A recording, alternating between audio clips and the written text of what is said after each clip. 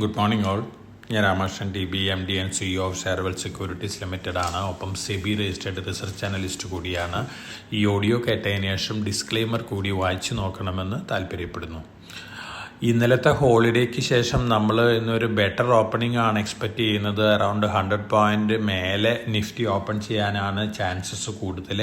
American stock മാർക്കറ്റുകൾ ഇന്നലെ record high തന്നെയാണ് വീണ്ടും ക്ലോസ് ചെയ്തിരിക്കുന്നത്. ഡൗ ജോൺസ് 138.01 പോയിന്റ് ബെറ്റർ ആയിട്ടും, അതുപോലെ തന്നെ S&P 500 10.62 പോയിന്റ് ബെറ്റർ ആയിട്ടും, നാസ്ഡാക്ക് 49.32 പോയിന്റ് ബെറ്റർ ആയിട്ടും, small cap index Russell 2000 38.86 point better ആയിട്ടാണ് അമേരിക്കയിൽ ഇന്നലെ ക്ലോസ് ചെയ്തിട്ടുള്ളത്. അതോടൊപ്പം തന്നെ വൊളാറ്റിലിറ്റി ഇൻഡെക്സ് വിക്സ് ഇന്നലെ 13.19 ക്ലോസ് ചെയ്തിട്ടുള്ളത്. 13.30 ആയിരുന്നു വെള്ളിയാഴ്ച. ഇതും സൂചിപ്പിക്കുന്നത് ഒരു പോസിറ്റീവ് ട്രെൻഡിനെ തന്നെയാണ്. യൂറോപ്യൻ മാർക്കറ്റുകൾ ഇന്നലെ ബെറ്റർ ആയിട്ടാണ് ക്ലോസ് ചെയ്തിട്ടുള്ളത്. ഇന്നലെ ഏഷ്യൻ മാർക്കറ്റുകൾ, ജപ്പാനീസ് മാർക്കറ്റാണ് ഇന്നലെ 34 ഇയർ പുതിയ ഹൈയിൽ ക്ലോസ് ചെയ്തിട്ടുള്ളത്. ചൈനീസ് മാർക്കറ്റുകൾ ഇന്നലെ 5 ഇയർ ലോയിലാണ് ക്ലോസ് ചെയ്തിട്ടുള്ളത്. അതോടൊപ്പം തന്നെ നമ്മൾ ഇന്ന് ഏഷ്യൻ മാർക്കറ്റുകൾ നോക്കുകയാണെങ്കിൽ ജാപ്പനീസ് മാർക്കറ്റ് വീണ്ടും ഇന്ന് മേലെയാണ്. ജാപ്പനീസ് നിക്കായ് 225 36,930 ഹിറ്റ് ചെയ്തിരുന്നു ഇന്ന്. തീർച്ചയായിട്ടും ജപ്പാനിൽ കണ്ടിന്യൂസ് ആയിട്ട് 34 ഇയർ ന്യൂ ഹൈയിലാണ് മാർക്കറ്റ് ട്രേഡ് ചെയ്തുകൊണ്ടിരിക്കുന്നത് കഴിഞ്ഞ 2-3 ദിവസമായിട്ട്. നിക്കായ് 225ൻ്റെ ഓൾ ടൈം റെക്കോർഡ് ഹൈ എന്ന് പറയുന്നത് 38,957.44 ആണ്. ഡിസംബർ 29 1989 ഇത് ഹിറ്റ് ചെയ്തത്. ഇതിന് ശേഷം ജാപ്പനീസ് മാർക്കറ്റ് നിക്കായ് 225 ആ ലെവലിലേക്കൊന്നും എത്തിയിട്ടില്ല. പക്ഷേ ഈ വർഷം ഈ ലെവൽ ക്രോസ് ചെയ്ത് പോകുന്നതാണ് ഉള്ള ന്യൂസുകൾ. ഇതിന് പ്രധാനപ്പെട്ട കാരണം ജാപ്പനീസ് സ്റ്റോക്കുകളുടെ അട്രാക്ഷൻ തന്നെയാണ്. ഒട്ടുമിക്കവാറും ജാപ്പനീസ് സ്റ്റോക്കുകളെല്ലാം തന്നെ ട്രേഡ് ചെയ്യുന്ന പ്രൈസ് ടു ബുക്ക് വാല്യൂ 1 താഴെയാണ്. ഇപ്പോൾ നമ്മൾ അമേരിക്കൻ സ്റ്റോക്ക് മാർക്കറ്റിൻ്റെ പ്രൈസ് ടു ബുക്ക് വാല്യൂ നോക്കുകയാണെങ്കിൽ 3.9 ഒക്കെയാണ്. ഇന്ത്യൻ സ്റ്റോക്ക് മാർക്കറ്റിൻ്റെ നോക്കുകയാണെങ്കിൽ 3.6 3.7 റേഞ്ചിലൊക്കെയാണ്. അപ്പോൾ ജാപ്പനീസ് മാർക്കറ്റ് വളരെ ലോവൽ തന്നെയാണ് കമ്പനികളുടെ ഫണ്ടമെൻ്റൽസ് വെച്ച് നോക്കുമ്പോൾ ട്രേഡ് ചെയ്യുന്നത്. അതുകൊണ്ട് തന്നെ ഫോറിൻ പോർട്ട്ഫോളിയോ ഇൻവെസ്റ്റേഴ്സ് വലിയ രീതിയിലാണ് ജപ്പാനിൽ സ്റ്റോക്കുകൾ വാങ്ങിക്കൂട്ടിക്കൊണ്ടിരിക്കുന്നത്. ഒപ്പം ബാങ്ക് ഓഫ് ജപ്പാൻ്റെ ഇൻട്രസ്റ്റ് റേറ്റ് സംബന്ധിച്ചുള്ള ഡിസിഷൻ ഈ ആഴ്ച വരുന്നുണ്ട്.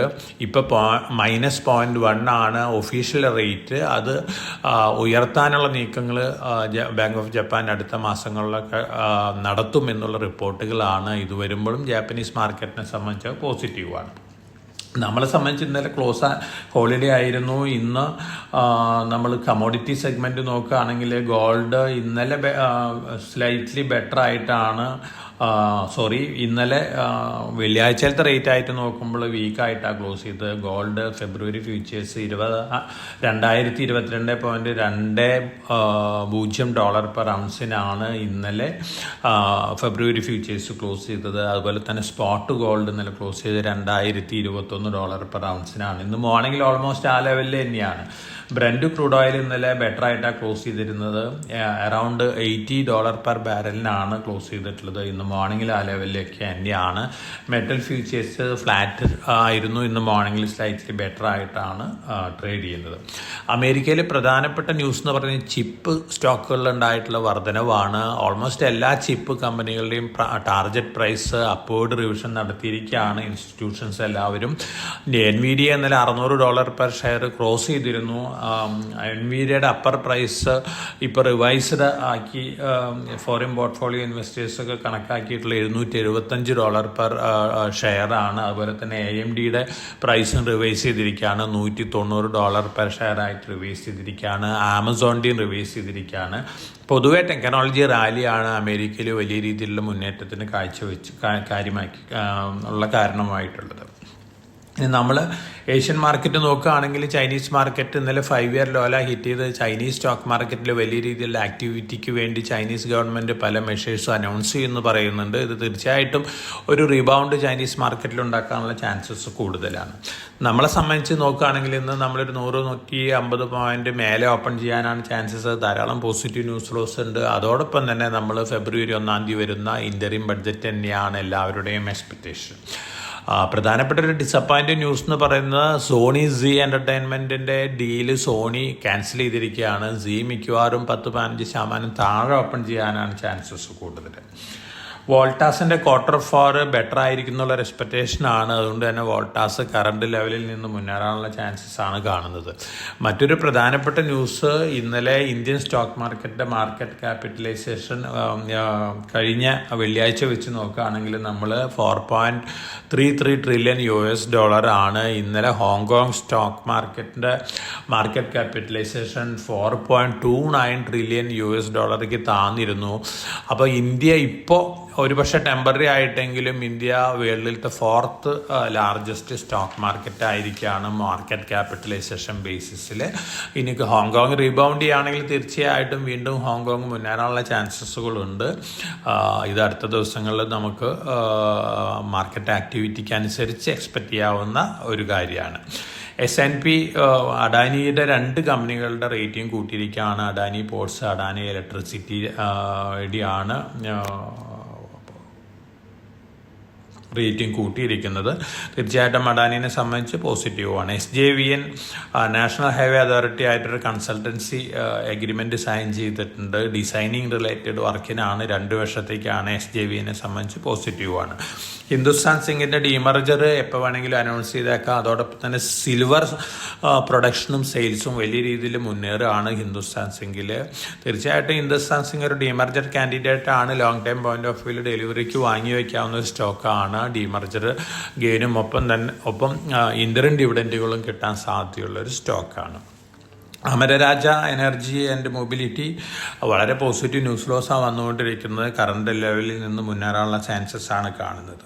ശ്രീറാം ഫിനാൻസ് നിഫ്റ്റിയിൽ എൻ്റർ ചെയ്യാൻ ചാൻസസ് ഉണ്ട്. UPL റീപ്ലേസ് ചെയ്തുകൊണ്ട് അടുത്ത റിവിഷനിൽ ശ്രീറാം ഫിനാൻസ് നിഫ്റ്റിയിൽ എൻ്റർ ചെയ്യുന്നതാണ് പറയുന്നത്. അതുപോലെ തന്നെ ബാങ്ക് നിഫ്റ്റിയിൽ ബന്ധൻ ബാങ്കിനെ റീപ്ലേസ് ചെയ്ത് കനറ ബാങ്ക് എൻട്രി എന്ന് പറയുന്നുണ്ട്. ഈ 2 ന്യൂസുകളും ഈ 2 കമ്പനികൾക്കും ശ്രീറാം ഫിനാൻസിനും കനറ ബാങ്കിനും പോസിറ്റീവാണ്.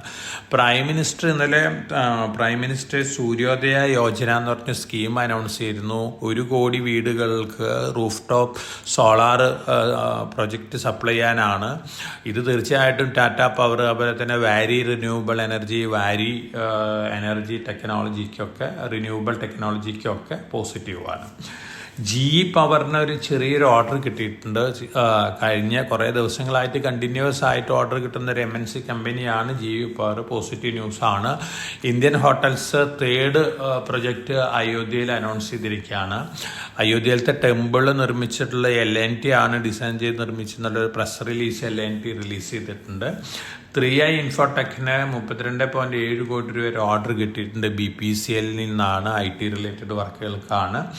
ഇനി നമ്മൾ Q3 റിസൾട്ടുകൾ ഇതുവരെ നോക്കുകയാണെങ്കിൽ റവന്യൂ പാർട്ടിൽ നോക്കുകയാണെങ്കിൽ കാര്യമായിട്ടുള്ള ഇൻക്രീസ് ഒന്നും നമ്മൾ കാണുന്നില്ല. പക്ഷേ നെറ്റ് പ്രോഫിറ്റ് ഇൻക്രീസ് വന്നിട്ടുണ്ട്. തീർച്ചയായിട്ടും ഇത് കോസ്റ്റ് റിഡക്ഷൻ്റെ ഒരു ഭാഗമായിട്ടാണ്. അതുപോലെ തന്നെ നല്ല പെർഫോമൻസ്, എക്സലൻറ്റ് ടേൺ ഓവറും എക്സലൻറ്റ് പെർഫോമൻസൊക്കെ കാഴ്ചവെച്ചിട്ടുള്ള സ്റ്റോക്കുകൾ ലോയ്ഡ് മെറ്റൽസ് ആൻഡ് എനർജി, അതുപോലെ തന്നെ ഭാരത് വയർ റോപ്സ്, വാരി റിന്യൂവബിൾ ടെക്നോളജി, ജെൻസോള്, ഇതൊക്കെയാണ് എക്സലൻറ്റ് Q3 റിസൾട്ടുകൾ കാഴ്ചവെച്ചിരിക്കുന്നത്. തീർച്ചയായിട്ടും ഈ സ്റ്റോക്കുകൾ മുന്നേറാനുള്ള ചാൻസസ് ആണ് കാണുന്നത്. ഇന്ന് നമ്മൾ ഇൻവെസ്റ്റേഴ്സിന് റെക്കമെൻഡ് ചെയ്യുന്ന സ്റ്റോക്കുകൾ ഒന്ന് സ്ട്രൈഡ് ഫാർമ സയൻസ് ആണ്. ഡിമർജർ കാൻഡിഡേറ്റ് ആണ്. 1:2 ആണ് ഡിമർജർ റേഷ്യോ വരുന്നത്. സ്റ്റെലീസ് ബയോ ഫാർമ ഡിമർജർ ആയിട്ട് കിട്ടും. പോസിറ്റീവ് ന്യൂസാണ്.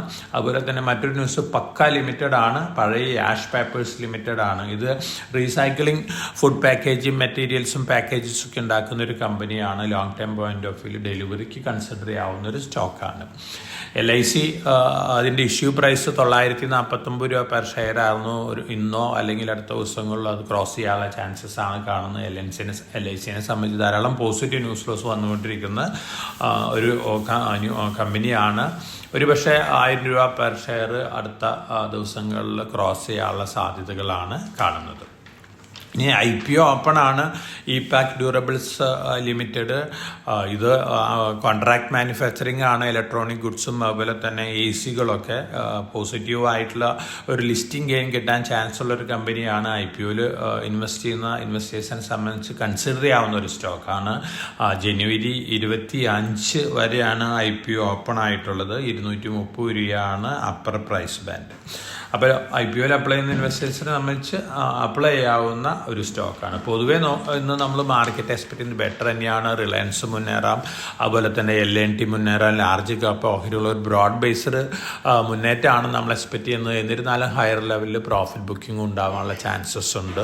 ഇനി നമ്മുടെ എല്ലാവരുടെയും ടാർഗറ്റ് ഫെബ്രുവരി 1 ഇൻ്ററിം ബഡ്ജറ്റാണ്. അതുവരെ മാർക്കറ്റ് ഒരു ബുള്ളിഷ് മോഡിലായിരിക്കും എന്നുള്ള എക്സ്പെക്റ്റേഷനാണ്. ഹയർ ലെവലിൽ ഓഫ് കോഴ്സ് പ്രോഫിറ്റ് ബുക്കിങ്ങും കാണാനുള്ള സാധ്യതകളുണ്ട്. അപ്പോൾ എല്ലാവർക്കും നല്ലൊരു ട്രേഡിൻ്റെ ആശംസിച്ചുകൊണ്ട് ഞാൻ ഇന്നത്തെ പ്രീ മാർക്കറ്റ് കമൻറ്റ് അവസാനിപ്പിക്കുകയാണ്. Thank you.